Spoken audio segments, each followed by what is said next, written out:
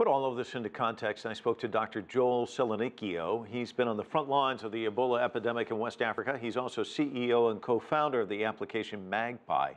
It's been a key tool in helping collect data on the virus. He talked about a scathing report on the WHO put together by an independent panel of experts released this week. That report was critical of what it saw as a bungled response, and it questioned the organization's abilities to handle the Ebola crisis.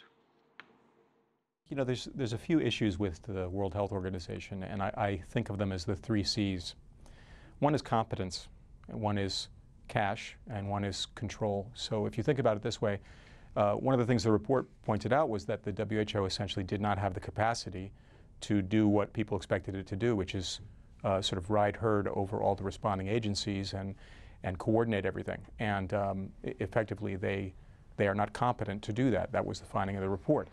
Not so surprising to those of us who worked with WHO, and to be fair, I'm not sure if they saw that previously as their mandate. But if the report has said they don't have that capacity, we want to build that capacity.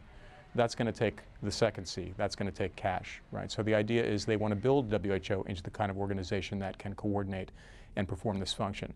The third C is really the biggest problem, though, and it's been a problem in every disaster I've responded to, and that's control, which is to say, if WHO gets the cash, gets some great people in there who do have the competence, and they've checked those 2 boxes off, who will listen to them, right? Does that mean that the government of Liberia will do whatever the WHO says? It's interesting you bring up 3 C's, and someone from Oxfam also threw out a 4th. But they did touch on capacity, as you mentioned, but they said that it does not have a robust emergency operations capacity or culture. And we all know changing a culture is very, very difficult. How do you go about doing that? The WHO, as with many of the UN agencies, is a very hierarchical, very bureaucratic organization. And hierarchy and bureaucracy are not necessarily things that you associate with kind of rapid movement in emergencies.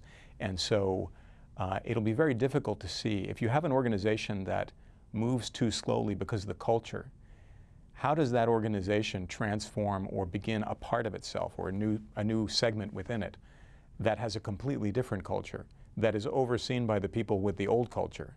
I mean, it's people have talked about this before in previous situations with previous similar results, and it's putting a lot on WHO that I'm not sure if they're going to be able to achieve.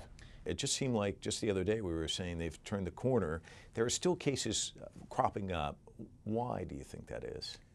There are natural reservoirs for this. So I think probably what's happened here is these are cases we didn't spot for various reasons, cases that have been going on all along. But let's keep in mind, I mean, where did this come from? We think it came from human contact with certain animals that are reservoirs for the disease. I mean, we haven't eliminated those animals, we haven't eliminated those reservoirs. So I think people have to realize this is not a situation where we get rid of Ebola and then it doesn't happen again. This is a situation where we have to beef up the capacity of the countries and apparently also of WHO to deal with the next inevitable outbreak of Ebola so that it's a mild outbreak where you get a few cases or 10 cases and it's not an international disaster as this has been. If some folks at the UN or the WHO could sit down and have coffee with you and said, Joel, please just give me 2 or 3 bullet points that we should work on, what would they be? I think they're going to work on the things that they can control, which any sensible person would do. They're going to work to get money.